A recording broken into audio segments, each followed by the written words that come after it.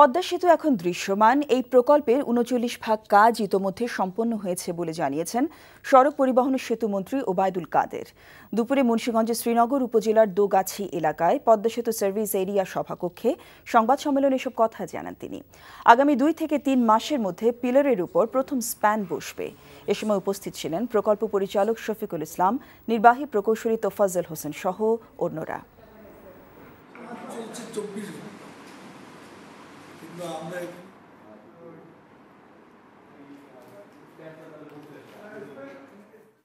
পদ্মা সেতু সর্বশেষ অগ্রগতি, সার্বিক অগ্রগতি এই মুহূর্তে 39। আমি ২-৩ মাসের মধ্যে ৪১টি স্পেনের প্রথম স্পেনটি বসে যাবে পিয়ারের উপর। এর ১৫ দিন পর বাকি স্পেনগুলো বসতে থাকে।